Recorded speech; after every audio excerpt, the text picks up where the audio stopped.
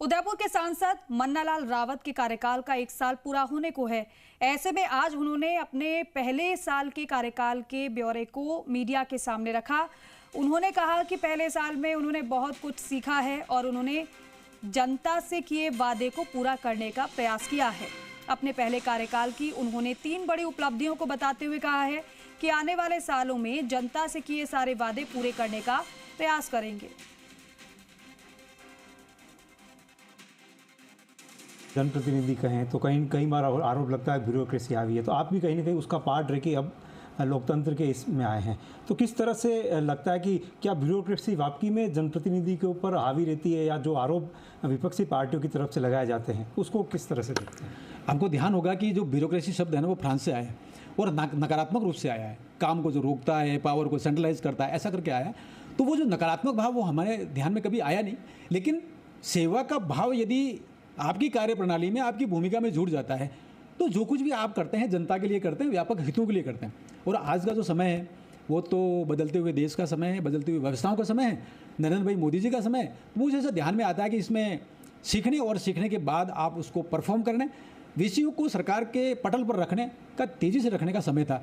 तो हमने क्षेत्र के कुछ विषय, बड़े विषय हैं, उनको जब रखा तो निश्चित रूप से सरकार ने सुना, बजट भी दिया और बदलाव के लिए तेज़ी से धरातल पर विषय उतर रहे हैं। 2 या 3 ऐसे कौन से काम है जो आपको लगता है कि 1 साल की आपकी उपलब्धि है? पहला विषय जो सबसे बड़ा आप मुझे ध्यान में आता है, मैं बार बार कहता हूँ, जाखम इसका डैम का जो पानी, डैम भरने के बाद एक्सेस पानी समुद्र में चला जाता था, उसको रोकने का एक परियोजना बहुत 90 के दशक से पेंडिंग थी। उसका अध्ययन किया, माननीय मुख्यमंत्री जी के स्तर पर बात की, ब्यूरोक्रेसी के टॉप लेवल पर जब बात की तो विषय आगे बढ़ा। और आपको जानकर सुखद अनुभव होगा कि वो विषय बजट में आया, 7,300 करोड़ से ज़्यादा का बजट उसमें आया। कल्पना करिए, मेरे जीवन में मतलब मैं इतना बड़ा एक प्रोजेक्ट कभी जिस विषय को आगे बढ़ा पाऊँ मुझे एकदम ध्यान में नहीं आता, लेकिन वो अनुमोदित हो गया। और वो अनुमोदित तो हुआ है, लेकिन उसमें हमने नए आयाम जोड़े। लगभग 80 किलोमीटर का ट्रैक है जिससे वो ग्रेविटी से पानी जैसलमेर में आएगा। उसके रास्ते में गांव पड़ते हैं, रास्ते में तालाब पड़ते हैं और 2 नदियां पड़ती हैं, उन पर भी डैम आ रहे हैं और 12 जो तालाब है वो भी विकसित होंगे, भरेंगे उसको पानी के साथ। वानिकी का पूरा परियोजना बनाने की कोशिश की है कि कम से कम 1-1 किलोमीटर दोनों तरफ, और वो विस्तारित कितना हो जाए। तीसरा आप देखेंगे कि माही, मंडूर और जाखम नदी के बीच में जाखम की जो कैनाल है वो टेल वाला एरिया पड़ता है, करीब 25-30 गाँव है जिसमें पानी नहीं पहुँच पाता है। हमने वहाँ टेक्निकल ढंग से विषय को आगे बढ़ाए, इंजीनियर्स को ले गए, एनीकट बनाने की परियोजना बनी। तो इस साल के बजट में जो 25-26 का बजट है उसमें हमने 65 करोड़ रुपए वहाँ पर मिले।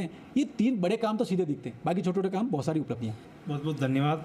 तो ये थे सांसद मन्नालाल रावत, जिन्होंने अपने 1 साल के कार्यकाल की उपलब्धि भी बताई और साथ ही कहा कि आदिवासियों के उत्थान का समय अब आया है।